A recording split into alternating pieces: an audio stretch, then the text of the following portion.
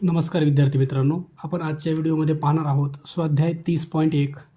प्रश्न पहिला दिला आहे आपल्याला कंसामध्ये 2a + 3b, दुसऱ्या कंसात दिले तुम्हाला a - b.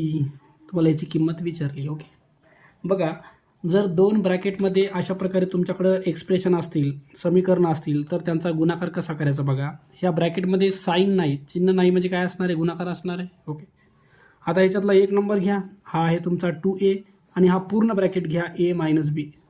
पुन्हा ह्याच्यातला राहिलेला नंबर कोणता आहे, +3ba, प्लसमध्ये 3ba, आणि हा पूर्ण ब्रॅकेट a - b. ओके, आता करा मल्टिप्लाय. 2a आणि a हे होतं 2 टाईम aचा स्क्वेअर.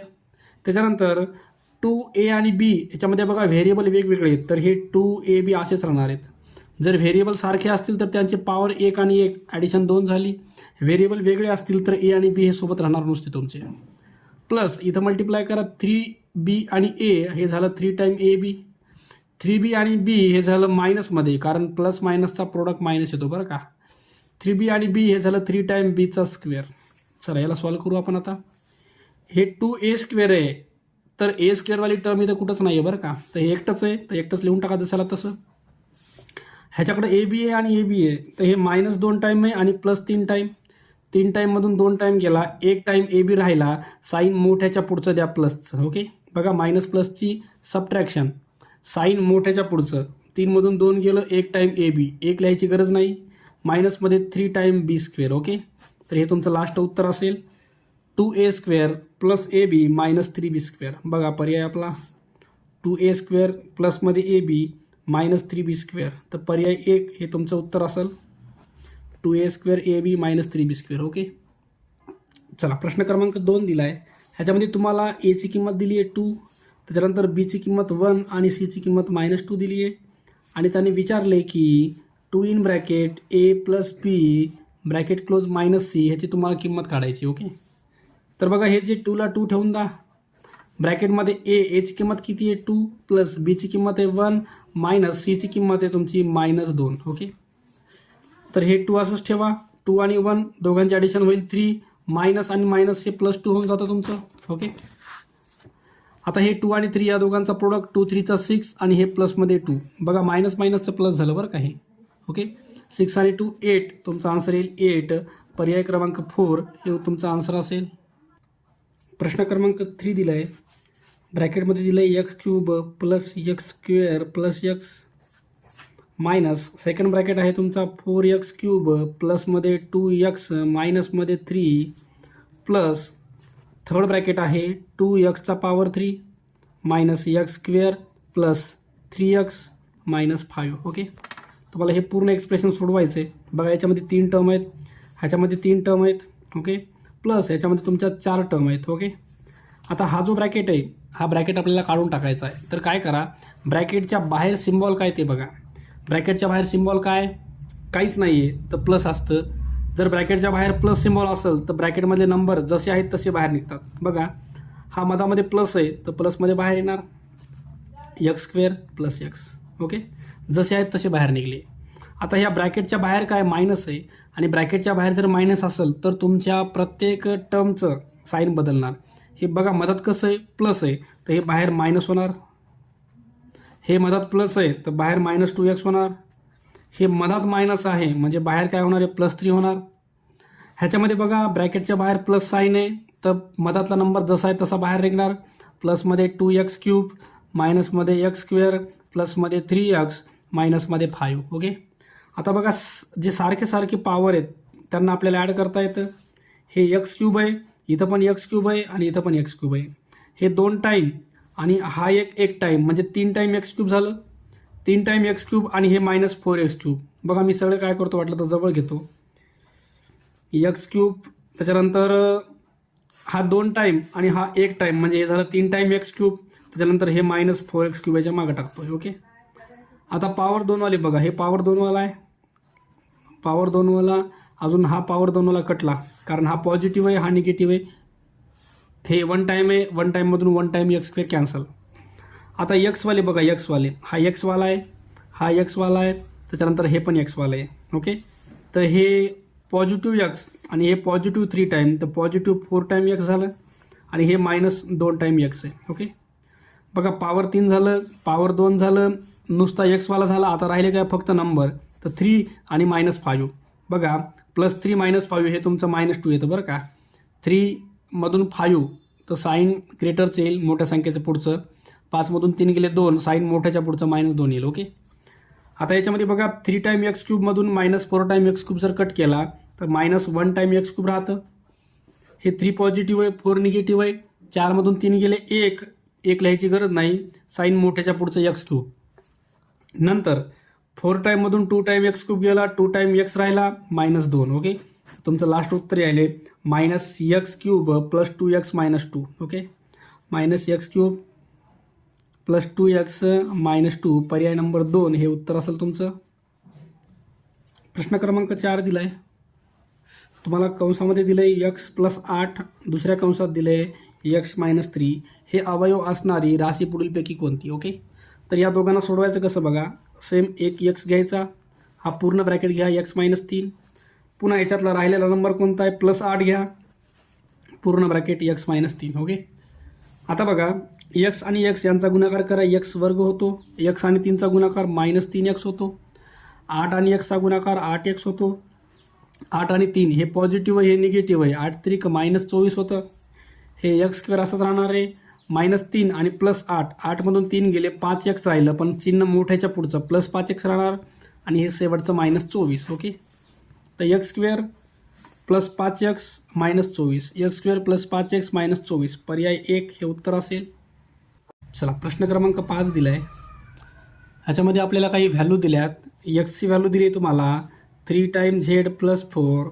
त्याच्यानंतर वायची व्हॅल्यू दिली आहे x - 4 आणि झेडची व्हॅल्यू दिली आहे 1.5. ओके, तर बघा झेडची जी किंमत आहे ती आपल्याला ही टाकून देता येईल. ओके, तर x = 3 × झेडची किंमत आहे 1.5 प्लसमध्ये 4.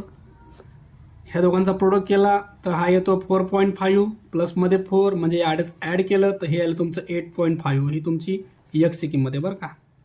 त्याच्यानंतर वायची किंमत कंप्लीट करू आपण. चला, इथं म्हणतं एक्स म्हणजे कोण आहे, एक्स म्हणजे आहे 3 टाईम, किंवा डायरेक्ट एक्सची किंमत आपण इथं काढली, टाकून द्या. किती एक्सची किंमत 8.5 -4 करा. ओके, तर 8.5 मधून 4 जर गेले तर हे येईल तुमचं 4.5 येईल. ही तुमची वायची किंमत आहे बरं का. त्याच्यानंतर झेडची किंमत काढायची. झेडची किंमत आहे तुमची डायरेक्ट 1.5. ह्या 3 किमती आपल्याला इथं वापरायच्या. इक्वेशन दिले तुम्हाला 2x प्लसमध्ये 3y - 2z ही तुम्हाला किंमत काढायची. ओके, चला व्हॅल्यू टाकून द्या याच्यात.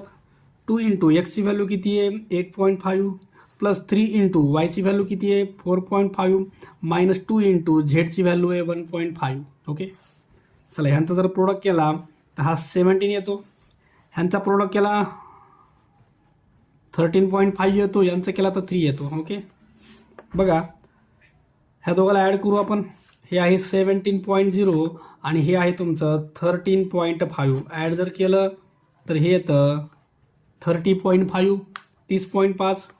30.5 मधून मायनस करायचे 3, 30.5 मधून 3 मायनस केलं तर उत्तर यायला तुमचं 27.5, 27.5 लास्ट उत्तर आहे.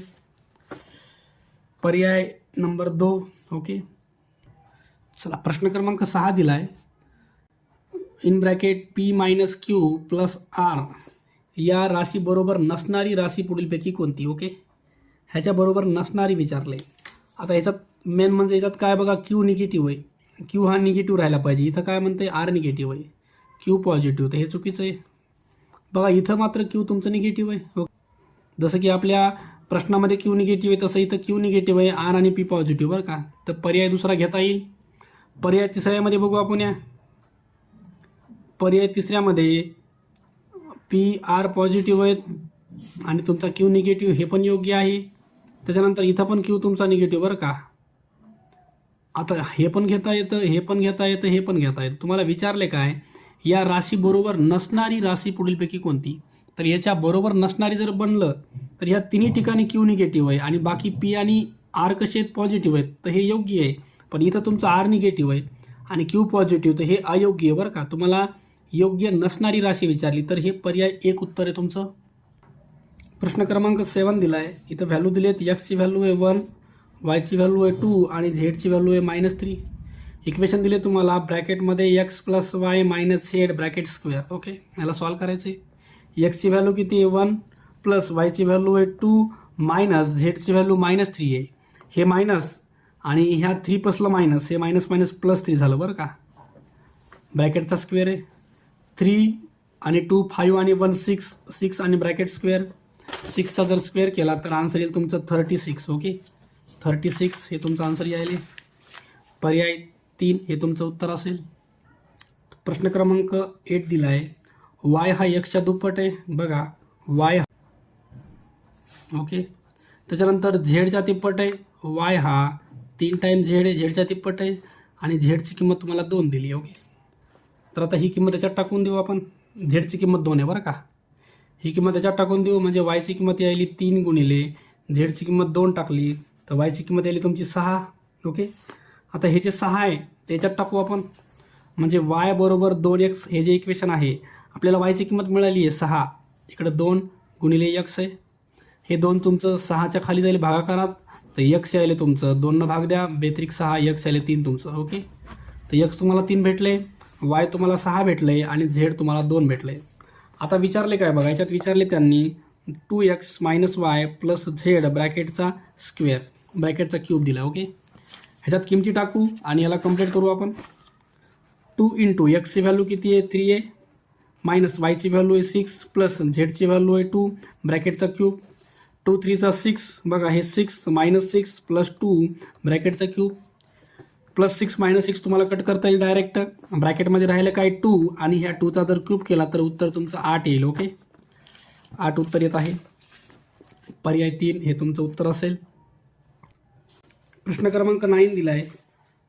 एची व्हॅल्यू दिली तुम्हाला a is equal to 13b minus 15 एची व्हॅल्यू आहे. बीची व्हॅल्यू दिली आहे तुम्हाला 3c प्लसमध्ये 4 आणि सीची व्हॅल्यू दिली आहे -1.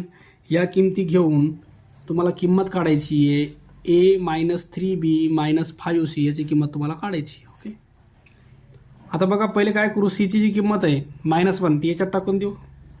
बघा a बरोबर काय 13b मायनस 15 आहे आणि b बरोबर दिले तुम्हाला 3c प्लसमध्ये 4. ओके, तर हे -1 टाकून द्या याच्यामध्ये. 3 इंटू सीच्या ठिकाणी -1 प्लस 4, 3 1चा -3 प्लस 4 जर केलं तर ही तुमची किंमत यायली आहे +1. तर बीची किंमत काय यायली आहे +1 यायली आहे. ओके, ही तुमची बीची किंमत झाली.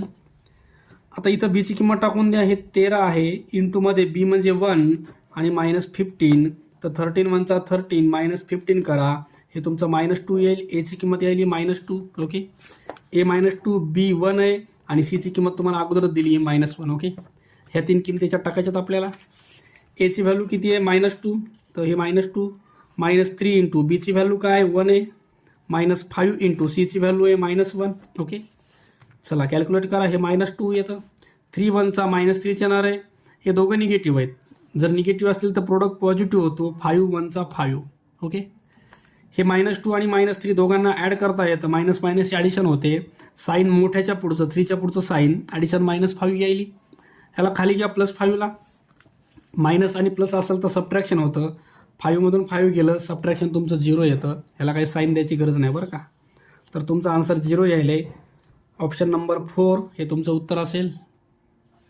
ओके.